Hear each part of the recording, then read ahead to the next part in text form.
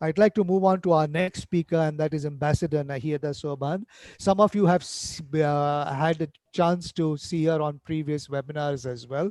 She is very well versed in the whole human rights discourse. We've spent many weeks in Geneva during her stint there, and then in the GFMD when Bangladesh hosted it, and now she is on the ground in a country of destination, Jordan, and looking at all those policies that she was drawing up, now having to realize as an ambassador in a country of destination. So it would be fantastic to hear from you, Ambassador, in your own understanding of what you are now seeing as ambassador, and what is your,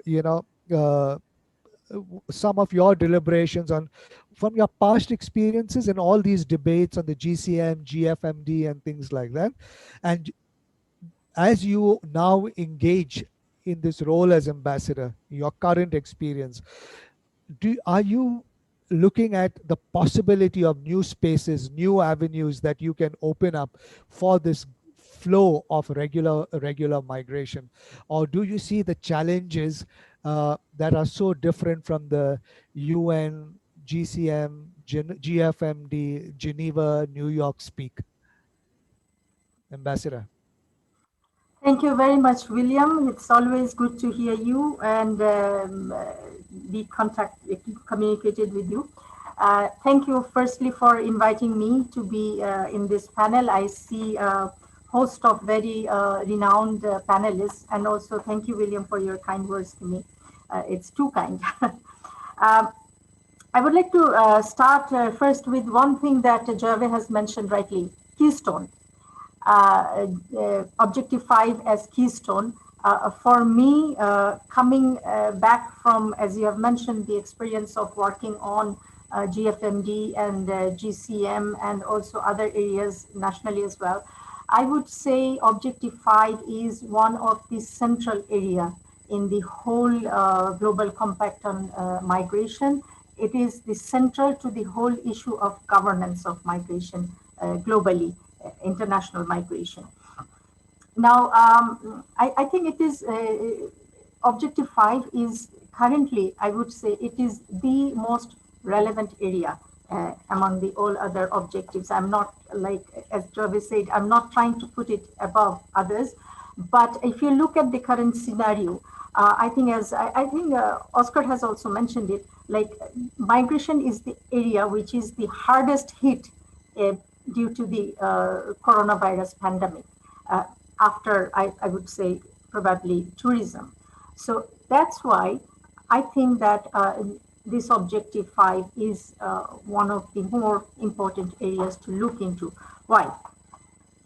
Before going to that, while we talk about Objective 5, we need not to forget about the connections of this objective to the other objectives in the Global Compact of, on migration.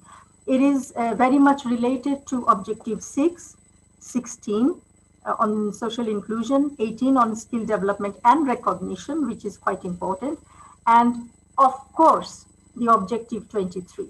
Because migration is such an issue, and if you want to govern it like in facilitating the regular path, you need two hands. It's like a tango, and we always say that it needs two to tango.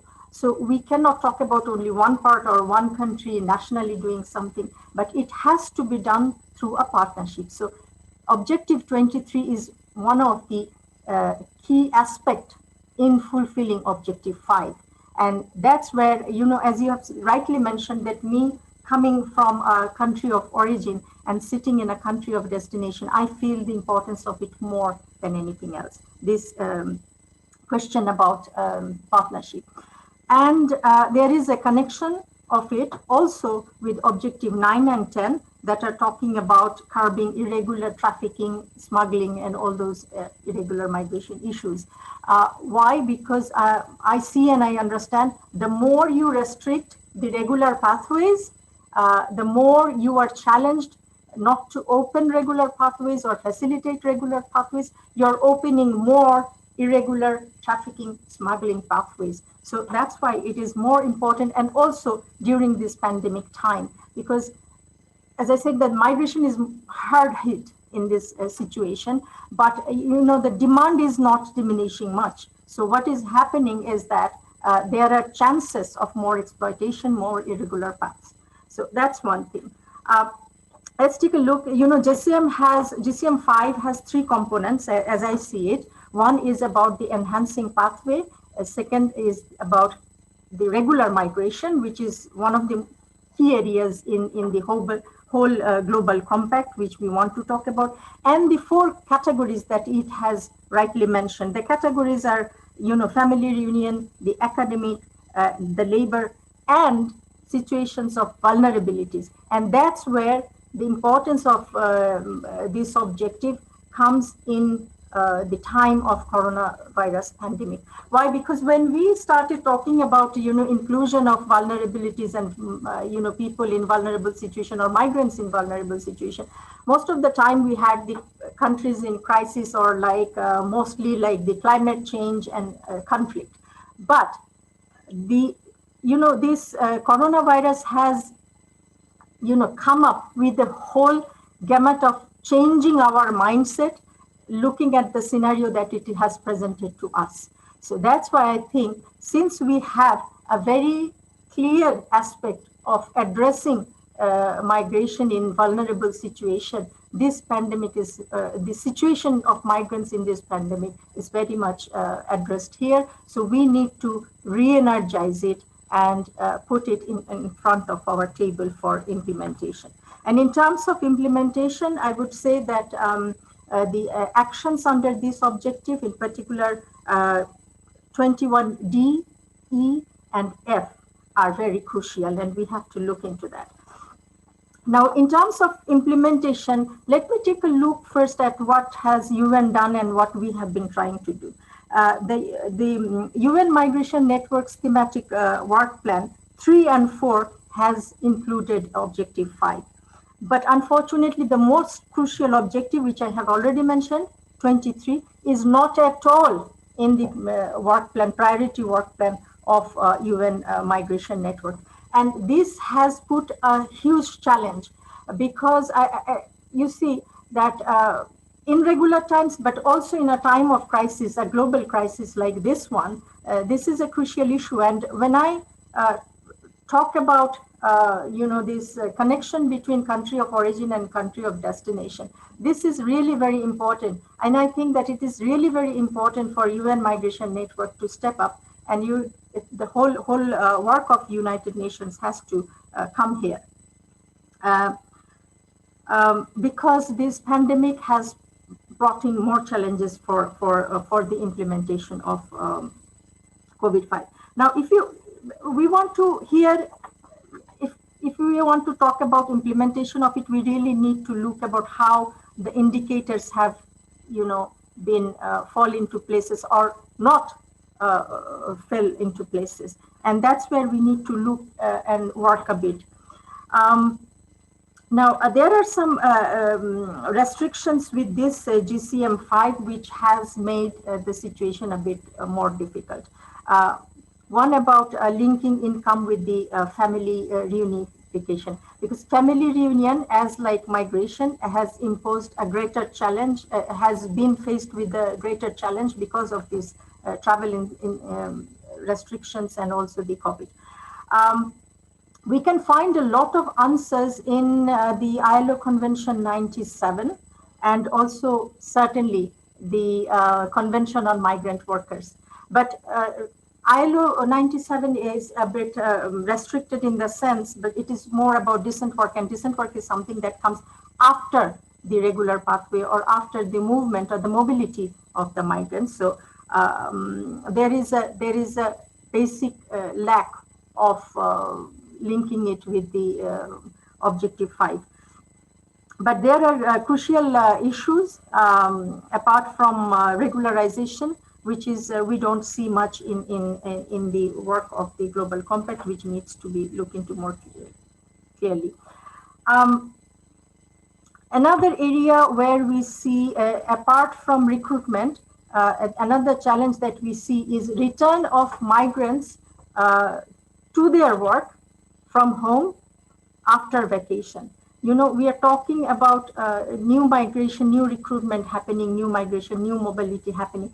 But also there are people which I see in Jordan, and I'm sure this is more or less the scenario in this region, in the Middle East and North Africa region. There are a number of people who are very much regular, who have all the documents they need to be regular, but they have gone for vacation and are not being able to come back. And in the meantime, as they are stranded, their papers are becoming irregular. The visas are finishing, the work permits are finishing. So that's a big challenge, and we need to see how we should be looking at it. Um, I mean, I'm towards my conclusion. I would like to go back a little bit what Javed has said. Uh, catching up.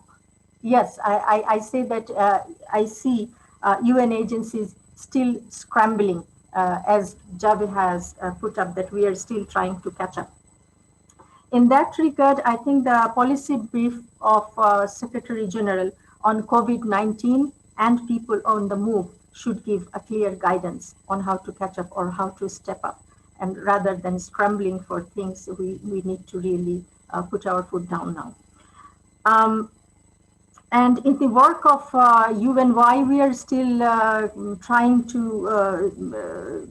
catching up, or why we are still scrambling, I think Objective 5 has so far been least attended. Had it been already in place to work upon it or make it a practice, or in our policy and work, activate it in a way, then I think the migrants would have had lesser challenge during the time of COVID.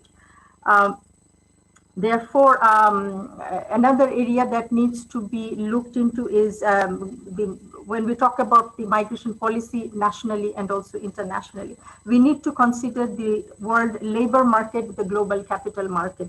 And why? Because the demand curve has not diminished yet. And right as Stella was mentioning about the need for health workers around the world, which is very much important right now, but in also other sectors, I see here in Jordan that there is still demand in the domestic worker sector, in the industries and agriculture and everywhere. And I'm sure that this is the same scenario in Europe and in the other countries of this region. So I would say that the demand curve has not diminished. In that aspect, in order to activate or reactivate, if you want to tell it like that, of Objective 5, we need to really address the employers and recruitment agencies as the most important stakeholder. And here, that's what I've been trying to do, engaging with them and trying to understand. And I see they're very much eager, and they are also trying to talk to the government to open the path, regular path for migrant workers to coming in and work. So that is a very important stakeholder where we need to engage the civil society and also the United Nations. And if you go back a little bit to look into the whole aspect of GCM, and where we have been talking about that there has to be a whole of the society approach. And I think so far what we have been doing is letting a little bit the employment sector, the recruitment sector a little bit out of our conversation, which needs to be added here if we want to really engage the whole of society. Jarve, I would put the term reset a bit in a bit different way, and instead of resetting the whole actions, I would say that we have an opportunity. We have in 2020 the question of review of implementation of GCM. And why not take up a midterm review right now? And I think that would give a stock taking and also, set the reset button, maybe. Finally, I would also like to, I know the panelists, as a panelist, we are supposed to respond to some questions, but I would like to turn the table a little bit around, and I would finish by posing 3 questions. And I am a multilateral person very much. So whatever we want to do globally, I think it is always important to engage or re-energize the United Nations. So my question is, firstly, what is UN doing for Objective 5 during the Corona pandemic? Because that the connection here I see very important. This is a very crucial time for migrants. UN, please wake up. Because also, where is the relevance for multilateralism if it doesn't talk about and it does not implement the issues that relates to migrants? It's a huge chunk of vulnerable people. And here, and especially, we are talking about UN in 75, UN's 75 years. So if we are to talk about multilateralism, and if we want to carry forward the work of the UN, we cannot but work without Objective 23, which is the partnership. So I would say, where is the relevance of multilateralism if 23 and 25 cannot be coupled together? And lastly, UN migration network. Where is the UN migrations network's work plan? I really would like to know where it stands now. Thank you, William. Thank you, Ambassador Nahida. As you always, you have asked some very, very difficult questions. At least the last two questions you have asked, I think the work plan of the UN network, where is that? Well, we are still looking for it. And but you have I really like the how you kind of starting up with Javed, who said GCM Objective 5 would be a keystone objective. And the way you and the other panelists have gone on to show its connections with other objectives only emphasizes how much more important in a certain sense this objective is. And I like how you also focusing on the COVID kind of thing together with it, Stella, showing that it becomes all the more reason for us to look at this objective very, very closely. I was even, and for all the civil society people who are on this call, Eva Sanders, Action Committee people, Stella, and others, when I was listening to Madam Nahida speak just now as well, and and the other panelists, I was wondering, because there was always this issue about the GCM review, and now we are coming to the regional reviews, and there's always this confusion about what are we going to review and things like that. But it might be really good to take Madam Nahida on this question, and what can the review, well, the plans for it have already been set, but wouldn't it be great if, because of the COVID, we paid special attention to Objective 5? That the COVID sets a situation for us to look at this keystone objective and to see its connectivity with the other objectives. Exactly what the panelists have said. I think this is a very provocative thought for the legitimacy in the implementation of the GCM. We can be very real in coming up front, resetting or developing our implementation plan that is really focused. And I really thank the panelists, starting with Javed and Madam and up to Madam Nahida right now, who have made those connections and have shown this out to be a very important discussion that must happen.